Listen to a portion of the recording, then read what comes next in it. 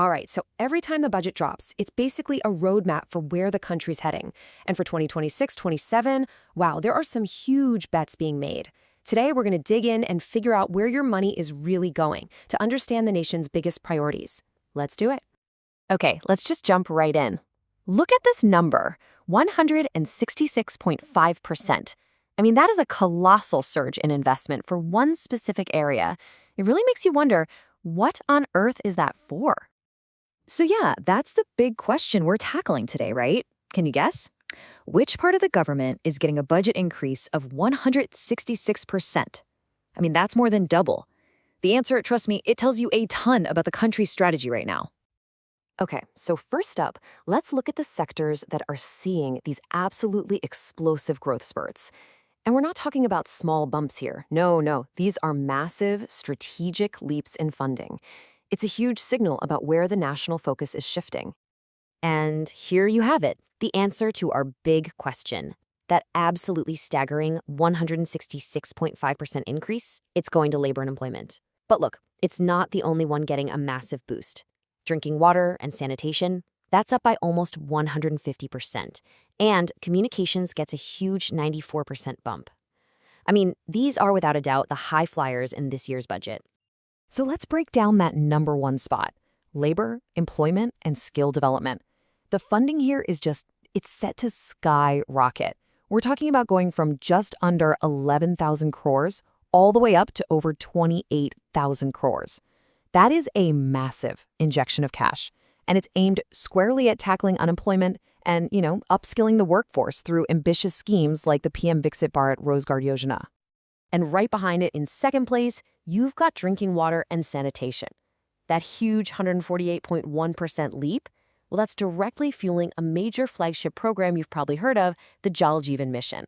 The budget is jumping from around 30,000 crores to over 74,000 crores, all with the clear and tangible goal of getting safe tap water into every single home across the nation. But, percentage growth, it really only tells you part of the story. What about the sheer size of the investment?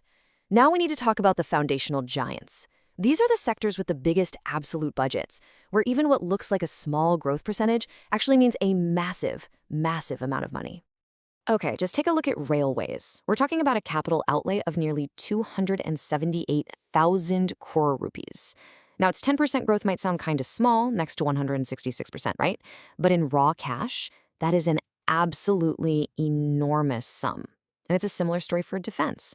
The capital outlay there gets a 17.6% boost, reaching over 219,000 crores. See, these are the true heavyweights, the foundational pillars of our spending. And this quote, I think, just puts it perfectly. It's not just about the speed of growth, but the weight of the investment. That really hits the nail on the head, doesn't it? These foundational sectors, I mean, they command budgets that are just in a different league compared to the high flyers.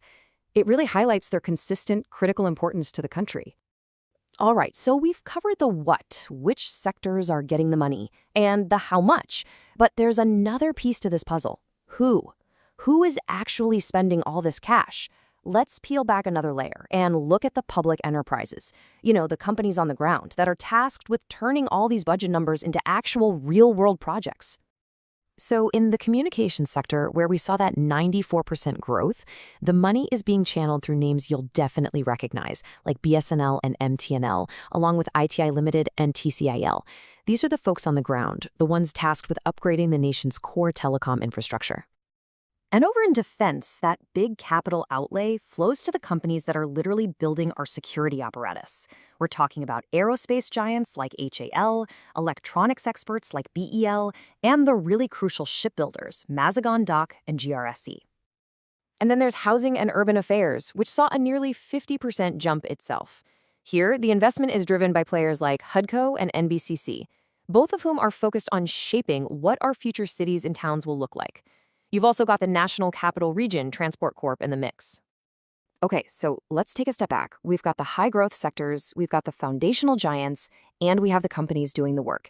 So now, let's try to connect all these dots. What does this pattern of spending actually tell us about the government's overall strategy? What's the big picture here?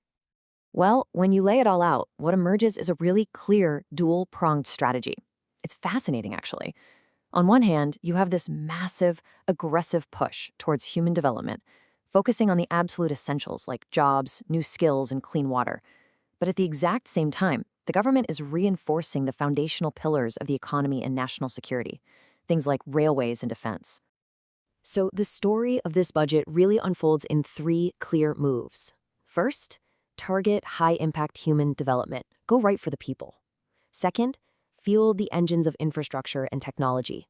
And third, make sure you maintain and steadily build the nation's core foundational strength. People, infrastructure, and security. That seems to be the formula. And that really brings us to our final thought for today. This budget, it's so much more than just a bunch of numbers on a spreadsheet. It's a blueprint for the future. So given these priorities, this blend of explosive growth in social sectors with steady, heavy investment in core infrastructure, the real question is this. What do you think our country could look like in 5 years if this plan really works out? It's definitely something to think about. Thanks so much for joining me for this breakdown.